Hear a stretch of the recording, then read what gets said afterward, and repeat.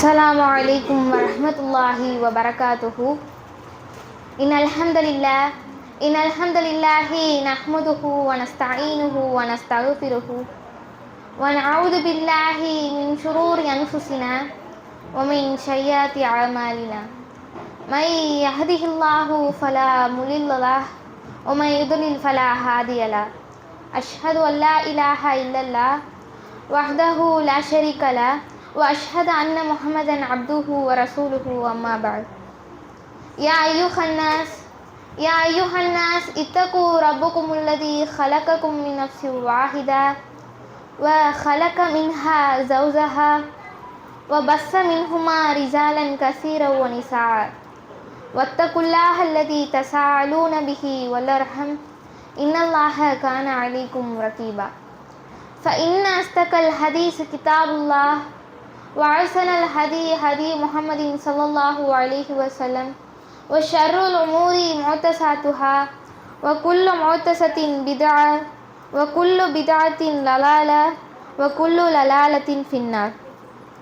வார்த்தைகளிலே சிறந்தது அல்லாஹுடைய வார்த்தை என்றும் வழிகாட்டுதலிலே சிறந்தது முஹம்மது நபி ஸல்லல்லாஹு அலைஹி வஸல்லம் அவர்களின் வழிகாட்டுதல் என்றும் மார்க்கத்திலே புதிதாக உண்டாக்குபவை அனைத்தும் பிதாத் என்றும் பிதாத் ஒவ்வொன்றும் வழிகேடு என்றும் வழிகேடு ஒவ்வொன்றும் நாளை நரகத்தில் கொண்டு போய் சேர்க்கும் என எச்சரிக்கை செய்தவளாக எனது உரையை ஆரம்பம் செய்கிறேன்.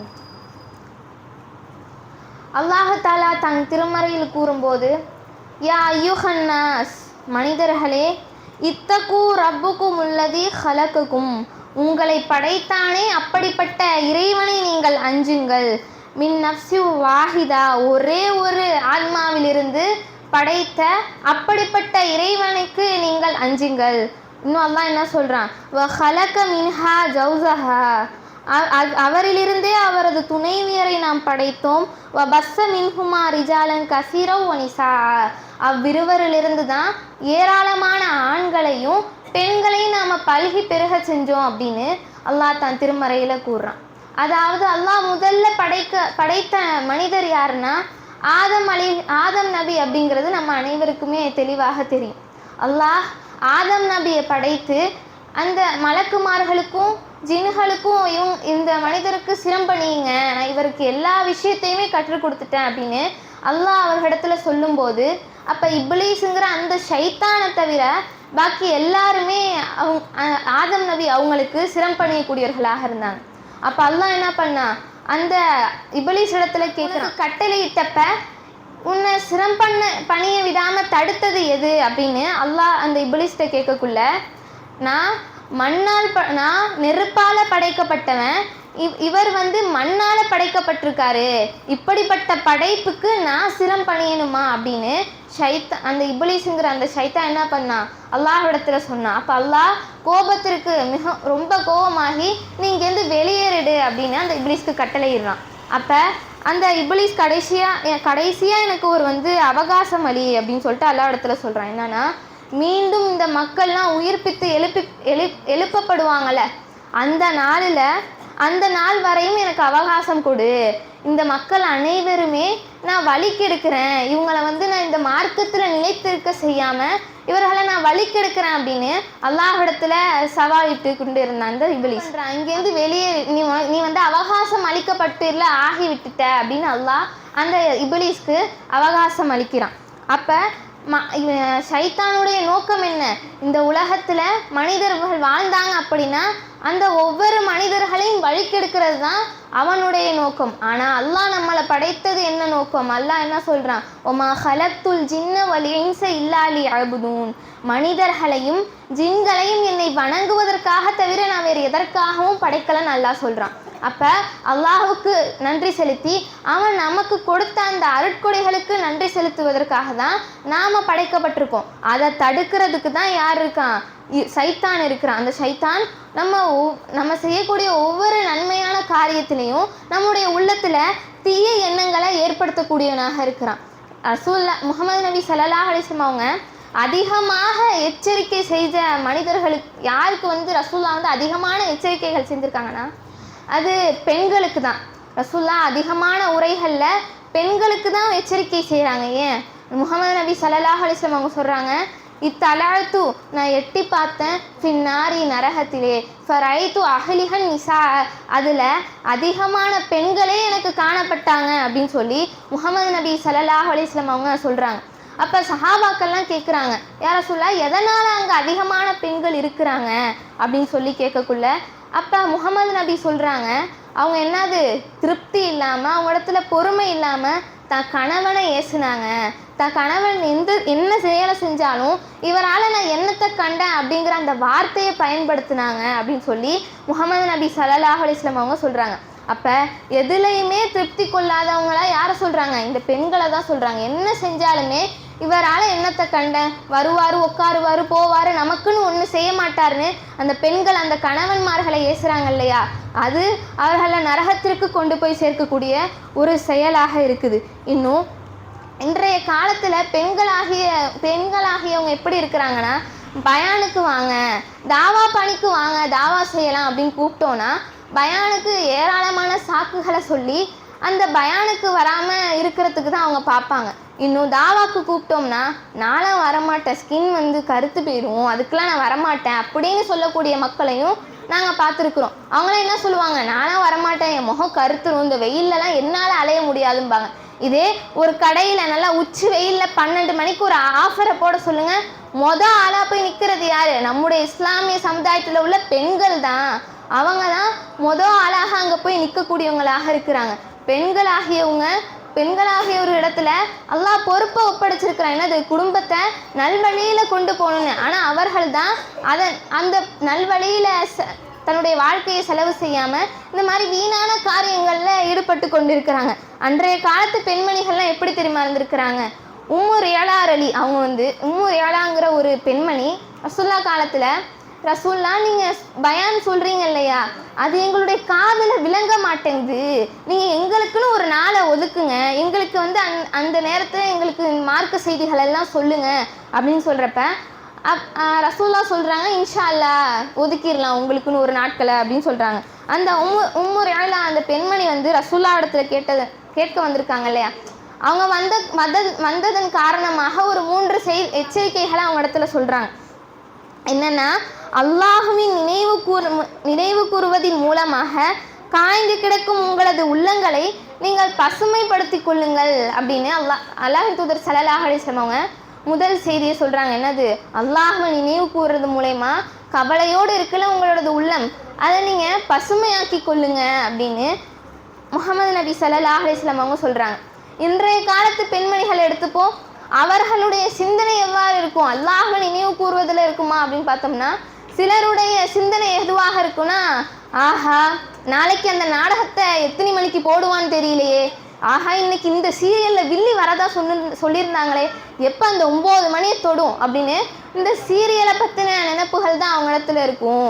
அல்லாஹ்வை நினைங்க, உங்களுடைய உள்ளத்தில் அல்லாஹ்வுடைய ஹதீஸ்களை போடுங்கண்டா, டிவியை பார்த்து கடுகை எப்போ எந்த நேரத்தில் போடுறது அப்படின்னு பார்த்து கொண்டு இருப்பாங்க இன்றைய காலத்து பெண்மணிகள் சிலர். இப்படி இந்த உலகத்திற்காகவே வாழ்கிறாங்க. இன்னும் இந்த இரவு நேரத்தை எடுத்துக்கொண்டோம் அப்படின்னா, இந்த இரவு நேரத்தை அல்லாஹ் ஒரு அருட்கொடையாக தனது திருமறையில் கூறுறான். ஒரு தூக்கத்தையும் ஒரு அருட்கொடையாக அல்லாஹ் வழங்கியிருக்கிறான். பெண்கள் ஆகியவங்க என்ன பண்ணணும்? இரவு நேரம் ஆகிடுச்சா எல்லாரையும் படுக்கிறதுக்கு போக சொல்லணும். ஆனால் அவங்க என்ன பண்ணுவாங்க? இரவு நேரத்தில் வெளில போய் சுற்றினாதாங்க ஜாலியாக இருக்கும்னு கையை பிடிச்சி இழுத்துட்டு போவாங்க, வாங்க வெளில போய் சுற்றிட்டு வரலாம் அப்படின்னு சொல்லிட்டு அந்த இரவு நேரத்தில் கூத்தும் கும்மாளமுமாக அடிக்கக்கூடியவர்களாக இருக்கிறாங்க. இன்னும் இந்த உலகத்திற்காகவே பணம் சம்பாதிக்கணும்னு அந்த நோக்கத்தில் இருப்பாங்க இல்லையா, அவங்களாம் இரவும் பகலுமா ஆடா மாட தேஞ்சு உழைத்து பணம் சம்பாதிப்பாங்க. எதற்காக? இந்த உலகத்திற்காக. இந்த உலகத்தில் நான் கண்ணியமாக வாழணும்பாங்க. என்னடான்னு கேட்டால், நல்லா வீடு கட்டி நல்லா சொகுசாக வாழணும்ல அப்படிம்பாங்க. வீடு கட்டி சொகுசாக வாழ்கிறது கண்ணியமான வாழ்க்கையா? நாளை மறுமையில் நிரந்தரமான அந்த வாழ்க்கையில் நம்ம உயர்ந்த அந்தஸ்தில் வாழ்கிறது கண்ணியமான வாழ்க்கையாங்கிறத நம்ம சிந்திச்சு பார்க்கணும். இன்னும் அதிகமான பெண்கள் இந்த பொறுமையுடைய விஷயத்தை கடைபிடிக்கிறது கிடையாது. என்னென்னா, தமக்கு விருப்பமான நபர்களுடைய உயிரை எடுத்து அல்லாஹ் சோதிப்பான். அந்த சோதனையின் போது என் அடியான் பொறுமையாக இருக்கிறானா அப்படிங்கிறது தான் அல்லாஹ் கவனிப்பான். முஹம்மது நபி ஸல்லல்லாஹு அலைஹி வஸல்லம் அவங்களுடைய வரலாறுலையும் அல்லாஹ் நபி ஸல்லல்லாஹு அவங்களுக்கு உயிர்களை எடுத்து தான் அல்லாஹ் சோதிச்சிருப்பான். என்னது? அவங்களுடைய அவங்க பிறக்கும்போது அவங்களுடைய தந்தையுடைய உயிரை எடுத்து அல்லாஹ் சொல்லிச்சு. அவங்க தந்தை அவங்க பிறக்கும்போது இல்லை. இன்னும் அவங்க பிறந்த 6 மாதம் கழித்து தன்னுடைய தாயும் போயிட்டாங்க. 6 மாதம் கழித்து ஆமீனாங்க கூடி அவங்களுடைய தாயும் போயிட்டாங்க. ஒரு அனாதையாக வளர்றாங்க. யாரு? முஹம்மது நபி ஸல்லல்லாஹு அலைஹி வஸல்லம் ஒரு அனாதையாக வாழ்றாங்க. அவங்களுடைய பாட்டனாரான அப்துல் முத்தலிஃப் அவங்க தான் வளர்த்தாங்க. ஆனால் அவங்களிடத்துலையும் கொஞ்சம் ஆண்டுகள் தான் வாழ்ந்தாங்க. அதற்கு பிறகு அபுதாலிஃப் அப்படிங்கக்கூடிய அவங்களுடைய பெரிய தந்தை இடத்துல வாழ்ந்தாங்க. அப்பையும் கொஞ்ச நாள் கழித்து அவர்களும் மறைஞ்சிட்டாங்க. இன்னும் ஹதீஜா அலி எடுத்துக்கிட்டோம்னா, ஹதீஜா அலி முஹம்மது நபி ஸல்லல்லாஹு அலைஹி வஸல்லம் அவங்களுக்கு மிகவும் விருப்பமான முஹம்மது நபி நேசத்திற்குரிய ஒரு பெண்மணி. யாரு? ஹதீஜா அலி. என்ன பண்ணுவாங்க? மார்க்கத்திற்காக தன்னுடைய சொத்து அனைத்தையுமே தர்மம் செஞ்சாங்க. எந்த அளவு? ஒன்றுமே இல்லாம போகும் அளவுக்கு தன்னுடைய சொத்துக்களை வாரி வழங்கக்கூடியவங்களாக இருந்தாங்க. மார்க்கத்தில் ரசூலுல்லாவுக்கு ஒரு பக்கபலமாக அந்த ஹதீஜா அலி அவங்க இருந்தாங்க. அவங்களோட உயிரையும் அல்லாஹ் எடுத்து முஹம்மது நபி ஸல்லல்லாஹு அலைஹி வஸல்லம் அவங்கள சோதிச்சான். இன்னும் அவங்களுக்கு அடுத்ததாக அவங்களுடைய பிள்ளைகள் இருக்காங்களே, அல்லாஹ் வந்து முஹம்மது நபிக்கு ஆண் பிள்ளைகள் பெண் பிள்ளைகள்லாம் கொடுத்தான் இல்லையா? அந்த ஆண் பிள்ளைகள் பெண் பிள்ளைகளை தன்னுடைய கையில் அடக்கம் செஞ்சுட்டு தான் அவங்க மரணிச்சாங்க. யாரை தவிர? ஃபாத்திமா அலியை தவிர. பாக்கி அனைவருமே என்னது? ரசூலுல்லாஹ்வுடைய மரணத்திற்கு முன்பாகவே மரணிச்சிட்டாங்க. இந்த மாதிரியான நிலை ஒரு மனிதன் இடத்துல வந்துச்சுன்னா அந்த மனிதன் தாங்குவானா? ஆனால் முஹம்மது நபி பொறுமையை கடைபிடிச்சிருக்கிறாங்க. இன்றைக்கு ஒரு குடும்பத்தில் தெரிஞ்சவங்களுக்கு, ரொம்ப விருப்பத்திற்குரியவங்க இல்லை, தெரிஞ்சவங்களுக்கு மரணம் அப்படின்றாலே அல்லாஹ்வை ஏசுவாங்க. அல்லாஹ்வுக்கு கண்ணே இல்லையா? ஏன் குடும்பத்தில் மட்டும் இப்படி நடக்குது? என் குடும்பம் மட்டும்தான் அல்லாஹ் கண்ணுக்கு தெரியுது? அப்படி அந்த சோதனையின் போது அல்லாஹ்வை ஏசக்கூடியவர்களாக இருப்பாங்க. ஆனால் அல்லாஹ் என்ன சொல்கிறான்? இன்னல்லாஹு மஅஸ் சாபிரீன், பொறுமையாளர்களோட அல்லாஹ் இருக்கிறான் அப்படின்னு சொல்கிறான். நீங்கள் உங்களுக்கு ஏதேனும் கவலை ஏற்படுதா, துன்பம் ஏற்படுதா, இஸ்தைனு பிஸ்ஸப்ரி வஸ்ஸலாத், தொழுகை மற்றும் பொறுமையின் மூலம் என்னிடத்துல உதவி தேடுங்கன்னு அல்லாஹ் சொல்கிறான். நம்ம எந்த ஒரு கவலையில் இருந்தாலுமே குர்ஆனுடைய வசனங்கள் எடுத்து ஓதி பாருங்களேன், நம்முடைய மனம் அவ்வளவு நிம்மதியாக இருக்கும். அல்லாஹ் குர்ஆனில் நிறைய வசனங்களில் மனிதனுடைய அந்த மனதிற்கு நிம்மதியான வார்த்தைகள் எல்லாம் கூறியிருப்பான். அப்போ நமக்கு என்ன சோதனைகள் வந்தாலும் குல்ல யுசீபனா இல்லாம கத்தபல்லாஹு லன்னா, அல்லாஹ் எங்களுக்கு விதித்ததை தவிர வேறு எதுவும் நடக்காது அப்படிங்கிற அந்த வசனத்தின் மீது நம்பிக்கை கொண்டு நம்ம பொறுமையை மேற்கொள்ளக்கூடியவர்களாக இருக்கணும். இன்னும் இன்றைய காலத்தில் உள்ள பெண்மணிகள்லாம் இந்த ஹிஜாபுடைய விஷயத்தில் வழி தவறக்கூடியவர்களாக இருக்கிறாங்க. இந்த ஹிஜாபுடைய விஷயத்தில் வழி தவறக்கூடியவர்களாக இருக்கிறாங்க. எந்த அளவுக்கு அப்படின்னா, ஒரு கர்ச்சிப்பை கழுத்தில் சுற்றின எப்படி இருக்கும் அந்த மாதிரி ஒரு ஹிஜாபுடைய அந்த வழக்கங்களை கொண்டு வந்துட்டாங்க. அல்லாஹ் வந்து என்ன சொல்கிறான்? தமது பார்வைகளை தாழ்த்தி கொள்ளுமாறும் தமது கற்புகளை பேணி கொள்ளுமாறும் நம்பிக்கை கொண்ட பெண்களுக்கு கூறுவீராக. அவர்கள் தமது அலங்காரத்தில் வெளியே தெரிபவை மறைத்து கொள்ளட்டும். இன்னும் தமது முக்காடுகளை தமது மார்பின் மீது போட்டுக்கொள்ளட்டும்னு அல்லாஹ் குர்ஆன் வசனத்தில் சொல்லியிருக்கிறான். ஆனால் இன்றைக்கு அதற்கு அப்படியே ஆப்போசிட்டாக இருக்கிறாங்க. இந்த திருமண விஷயத்தெல்லாம் எடுத்துக்கிட்டோம்னா அங்கே ஏராளமான கூத்தும் கும்மாளமுமாக நடக்கும். அதாவது அந்த திருமண விஷயத்தில் தான் ஒரு அடியன் என்ன வழி தவறக்கூடியவனாக இருக்கிறான். முஹம்மது நபி ஸல்லல்லாஹு அலைஹி வஸல்லம் அவங்க எளிய திருமணத்தை செய்யுங்க, ஏன்னா அதில் தான் பரக்கத்து இருக்குன்னு சொல்கிறாங்க. ஆனால் இவங்க என்ன, அது கலாச்சாரம்ங்கிற பேரில் புதிதாக இந்த திருமணத்தை நல்லா கிராண்டாக பண்ணணும், அப்போ தான் நல்ல பேர் இருக்கும் அப்படின்னு அந்த கலாச்சாரத்தின் பேரின்படி நல்ல திருமணத்தை கிராண்டாக செய்கிறாங்க. அனைவரையுமே அழைச்சி கிராண்டாக செய்கிறாங்க. அப்போ அங்கே ஏராளமான ஆண்களும் வராங்க, அந்த மண்டபத்தில் ஏராளமான பெண்களும் வராங்க. அந்த திருமண பெண் அங்கே எப்படி அமர்ந்திருக்கிறாங்கன்னு பார்த்தா, அவங்க ஒரு ஆடை அணிந்து கொண்டு ஹிஜாப் இல்லாமல் அங்கே அமர்ந்திருப்பாங்க. அல்லாஹ் என்ன சொல்கிறான்? நம்பிக்கை கொண்ட பெண்களுக்கு கூறுங்க, தன்னுடைய அலங்காரத்தை வெளிப்படுத்த வேணான்னு அல்லாஹ் வந்து சொல்கிறான். ஆனால் அவங்க என்ன பண்ணுறாங்க? அந்த திருமணத்துடைய அந்த நிலையில தான் தன்னுடைய கொள்கை உறுதி அங்கே அவங்களுக்கு மாறக்கூடியதாக இருக்குது. அனைத்து ஆண்களுக்குமே ஈர்க்கக்கூடியதாக அந்த பெண்மணியுடைய ஆடைகள்லாம் இருக்குது, அவங்களுடைய அலங்காரங்களும் இருக்குது. இதற்காண்டி தான் ரசூலுல்லாஹ் என்ன பண்ணுறாங்க? ஒரு வீட்டுக்குள்ளே ஒரு எளிய முறையில் இந்த திருமணத்தை முடிங்க அப்படின்னு சொல்கிறாங்க. ஆனால் பெண்களாகியவங்க நிறைய பேர் இந்த ஹிஜாபில் வழித்த வரக்கூடியவர்களாக இருக்கிறாங்க. இன்னும் அனைவருக்குமே சோதனைங்கிற ஒரு விஷயம் ஏற்படும். எந்த நபிமார்களை எடுத்துக்கிட்டாலும் சரி, இல்லை சக மனிதர்களை எடுத்துக்கிட்டாலுமே சரி, சோதனைகளை அல்லாஹ் தரதான் செய்வான். அந்த சோதனையில் நம்ம பொறுமையாக இருக்க வேண்டும், பொறுமையை கடைபிடிக்கணும். இப்போ நபிமார்களுடைய வரலாறுலாம் எடுத்துக்கிட்டோம்னா அவங்க பொறுமையை மேற்கொள்ளக்கூடியவங்களாக இருந்திருக்கிறாங்க. எந்த அளவுக்கு அப்படின்னா, இப்போ இப்ராஹிம் நபியுடைய வரலாறுலாம் எடுத்துப்போம். அவங்களுடைய வாழ்க்கை முழுவதுமே சோதனையாக தான் இருந்தது. என்னது? சிறு வயதில் அல்லாஹ் உண்மை இருக்கான் அப்படிங்கிறத அவங்க அறிந்து 3 விஷயத்திற்காக பொய் சொன்னாங்க. அந்த 3 பொய்க்கு அவங்க அவ்வளோ அஞ்சினாங்க. ஆனால் இன்றைய காலத்திற்கு பொய்யை சர்வ சாதாரணமாக சொல்லிவிட்டு நல்ல விஷயத்தில் அல்லாஹ் பொய் சொல்லலாம்னு சொல்லியிருக்கிறான் அப்படிங்கிற ஒரு கருத்தை முன் வச்சுட்டு போயிடுறாங்க. ஆனால் இப்ராஹிம் அலைஹிஸ்ஸலாம் அவங்க மார்க்கத்திற்காக சொன்ன பொய் 3 பொய், அதற்கு அவங்க அவ்வளவு அஞ்சி வருந்தக்கூடியவர்களாக இருப்பாங்க. அவங்க சொன்ன அந்த 3 பொய் என்ன? திருவிழாக்கு அழைத்தப்ப எனக்கு உடம்பு சரியில்லை அப்படின்னு சொல்லி முதல் பொய்யை சொல்லுவாங்க. 2வது பொய் எதற்காக சொல்லுவாங்க? அதுவும் மார்க்கத்திற்காக தான் சொல்லுவாங்க. சிலைகள் எல்லாத்தையும் உடைத்து விட்டு இந்த பெரிய சிலை தான் உடைத்துச்சு அப்படின்னு சொல்லிட்டு 2வது பொய்யும் சொல்லுவாங்க. 3வது பொய்யும் சொல்லுவாங்க. எதற்காக? அதுவும் மார்க்கத்திற்காக தான். தன்னுடைய மனைவியை சகோதரின்னு சொல்லுவாங்க. எதற்காக? அந்த மன்னன் தன்னுடைய மனைவியிடத்தில் தவறாக நடந்துப்பான் அப்படிங்கிறதுக்காண்டி மார்க்க விஷயத்திற்காக தான் இவை 3 பொய்களையுமே சொன்னாங்க. ஆனால் அந்த 3 பொய்களையும் நினைவு கூர்ந்து இப்ராஹிம் நபி வருந்தக்கூடியவர்களாக இருந்திருக்கிறாங்க. இன்னும் இப்ராஹிம் நபி அவர்களுக்கு நீண்ட நாட்களுக்கு குழந்தையை தராமல் அல்லாஹ் சோதிச்சான். எப்படி பாருங்க, ரொம்ப வருடமா, எந்த அளவுக்குன்னா தான் முதுமை அடைகிற வரையுமே அல்லாஹ் குழந்தையை தராமல் இப்ராஹிம் நபி அவங்கள சோதிச்சான். அப்புறம் முதுமை அடைந்த பிறகு இப்ராஹிம் நபி அவங்களுக்கு அல்லாஹ் குழந்தையை வழங்குறான். குழந்தையை வழங்கி அந்த குழந்தையும் பிறந்துருது. அந்த குழந்தையோட சந்தோஷமாக அந்த நாட்களை கழிக்க முடியல. ஏன்னா அல்லாஹ் திருப்பி ஒரு கட்டளையை சொல்கிறான், நீங்கள் உங்களது மனைவியையும் பிள்ளையும் பாலைவனத்தில் விட்டுட்டு வாங்க அப்படின்னு சொல்கிறான். அல்லாஹ் சொல்லிட்டாங்கிற அந்த வார்த்தைக்கு கட்டுப்பட்டு இப்ராஹிம் அலைஹிஸ்ஸலாம் அவங்க என்ன பண்ணுறாங்க? தனது நீண்ட நாள் கழித்து தனக்கு பிறந்த அந்த பிள்ளையையும் தனது மனைவியையும் போய் விட்டுட்டு வராங்க. நம்முடைய சிந்தனை அந்த நேரத்தில் எப்படி இருந்திருக்கும் அப்படிங்கிறத நம்ம சிந்திச்சு பார்க்கணும்.